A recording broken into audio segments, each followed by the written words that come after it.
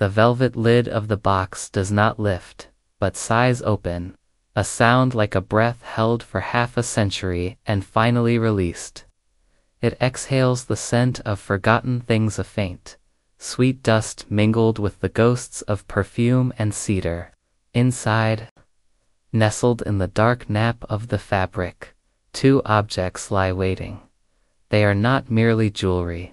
They are arguments, cast in metal, for two different ways of surviving time. One is a sliver of captured sunlight, a gold locket from 1964, its surface, a placid, buttery gleam that seems to repel the very shadows of the room. Beside it rests a bracelet of silver links, each one catching the crepuscular light not with a boast, but with a soft, lunar luminescence, its surface a map of faint impressions. We believe we understand these metals. Gold is permanence, the incorruptible. King, the alchemical endpoint. Silver is its fragile cousin, beautiful but vulnerable, prone to the dark moods of tarnish and the soft surrender of a scratch. We came here tonight, under the sterile glare of a magnifying lamp, to conduct a test of durability, to declare a victor in a contest of physical resilience. But as the silence of the room settles, a different question begins to form, a more unsettling inquiry. We are not here to test the metals. We are here to find that the metals are testing us, challenging our very definition of what it means to endure. The true investigation is not into their metallurgy, but into their memory, and which one holds a more honest account of the years it has witnessed. This, then, is our thesis, that the measure of an object's true durability lies not in its capacity to resist the world, but in its ability to record it. The story of survival is not written in flawless surfaces, but in the intricate, unerasable calligraphy of lived experience. One of these metals is a perfect, sealed vault. The other is an open, living diary. And we must ask ourselves which is the more profound inheritance. The argument for gold begins, as it always has, with a myth of the divine. It is the metal of sun gods and pharaohs, its value rooted in a simple, staggering chemical fact. It does not rust, it does not tarnish, it does not readily decay. Gold is an element in quiet rebellion against entropy. To hold the 1960s locket is to feel this defiance in your palm. It is a 14-karat alloy, meaning that just over half of its substance is pure. Eternal, the rest a careful blend of copper and silver to lend it strength, a secret cocktail of practicality mixed into its perfection. This was the metal of the mid-century dream, a tangible piece of the space age's soaring optimism, a promise that some things, at least, could be built to last. The clasp clicks shut with the sound of engineered finality, a crisp, metallic punctuation that seems to say, I am complete. I will not change. Under the loupe, its surface is a landscape of almost unsettling peace. There are, of course, the microscopic abrasions, the faint comma-tails of a life spent against skin and fabric. But they seem alien to its nature, insults to its integrity rather than a part of its character. They are not a story, they are graffiti on a monument. Gold's durability is the durability of refusal. It refuses to engage in a chemical conversation with the oxygen that ages us, the sulfur that stains, the moisture that corrodes. It sits, aloof and magnificent, a silent testament to its own unchanging core. But is there not a loneliness in this perfection? We look to it for a reflection, and it shows us only its own golden face, unblemished and unburdened by our own fleeting, fragile existence. It remembers nothing for us. It simply is, a constant in a universe of variables. Its promise of forever feels less like a comfort and more like an accusation against our own mortality. What right have we, who bend and break and scar, to possess something so stubbornly, so beautifully indifferent? Now, turn to the silver. The bracelet lies cool against the skin, a chain of quiet concessions. It is sterling, the standard 92.5%.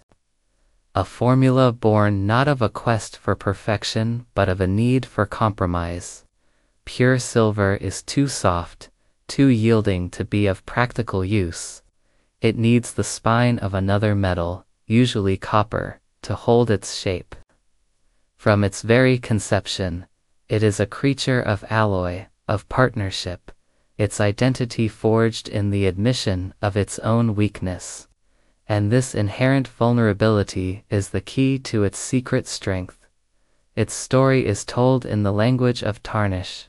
In the crevices where the links meet, the metal has deepened to a bruised violet, a dark bloom of silver sulfide. This is not decay, it is a chemical memory. It is the physical record of every interaction with the world, the sulfur in the air, the salt on a wearer's skin, the long, slow exhalation of the decades. To polish it away would be an act of vandalism, an erasure of its history. Where the gold locket presents a single, monolithic statement of its own being, the silver bracelet offers a palimpsest, layers of experience, written and rewritten upon its surface. The larger scratches are not blemishes, but narrative arcs, the trace of a doorframe hastily passed, a moment of impact, a story without words. The smaller, softer marks form a texture, a patina, that can only be earned through touch. This is the durability of acceptance. Silver does not fight time, it converses with it, allowing its passage to be etched into its very soul. It carries the ghost of its owner's touch in a way the gold cannot. It bent, it darkened, it wore down, and in doing so, it lived. Could it be that this constant, quiet transformation is a more authentic form of endurance than gold's static, unbreachable perfection? We set up our durability lab, a theater of mundane tortures designed to reveal a simple truth. A hardened steel point for a scratch test, a gentle pressure to gauge malleability, a microscopic lens for the final inspection. The very premise is flawed, for it presupposes that a lack of scarring is the ultimate virtue. When the steel point is drawn across a hidden surface of the gold locket, it leaves a clean, sharp lino wound. The metal resists, and the resulting mark feels like a violation, a permanent record of a moment of violence. The gold did not yield, it was broken on a microscopic level. It proves its hardness, but at the cost of its aesthetic purity. A scratch on gold is a failure of its promise, but when the same point is drawn across the silver, the effect is different. The metal is softer. The steel sinks in more readily, displacing the silver rather than shearing it. The resulting line is less a wound and more a signature. It becomes part of the existing tapestry of marks, another sentence in an ongoing story. It does not compromise the bracelet's integrity, it adds to its complexity. We then perform a gentle bend test on a single silver link and a golden bale. The gold resists stiffly, its alloyed strength a point of pride until, with enough force, it would snap. The silver gives more easily, a soft compliance that allows it to be bent and, if done with care, bent back. It survives not through rigidity, but through flexibility. Gold's strength is brittle. Silver's is resilient. One is a fortress wall, the other is a willow tree in a storm. The fortress stands until it shatters. The willow bends, and in bending, endures. The laboratory, which was meant to provide a definitive answer, only deepens the mystery. It reveals that our tools, our metrics, are designed to celebrate the stoic and punish the sensitive. A bias that perhaps extends far beyond the realm of metallurgy. Beyond the elemental nature of the metals themselves lies the ghost of the artisan. The true longevity of any object is a quiet collaboration between material and maker. In the 1960s, the world of jewelry was perched on a precipice between old-world craftsmanship and the dawn of mass production. This locket and this bracelet are artifacts of that transition. Look closer at the hinge of the locket. It is precise, a marvel of miniature engineering. Yet the solder point, visible only under magnification, has a slight human imprecision. It speaks of a hand, a specific moment of focus on a workshop bench. This is a point of strength, a bond forged in fire that has held for 60 years. Now, examine the clasp on the silver bracelet. It is a simple hook and eye, a design ancient and effective. But the loop has been subtly worn into a new shape by the friction of the hook, a custom fit carved by years of use. The durability, then, is not just in the metal's atomic structure, but in the intelligence of its design and the integrity of its construction. A poorly made gold ring, for all its noble material, will fail at the solder joint. A thoughtfully crafted silver piece will outlast it, its humbler material elevated by human ingenuity. What we are holding is not just gold and silver, but the crystallized intention of a person long gone. Their understanding of stress points, of balance, of the way an object must move with the body it adorns. This is the invisible architecture of endurance. To speak only of gold versus silver is to ignore the most crucial element in the equation, the human hand that gave it form, and the human life that gave it meaning.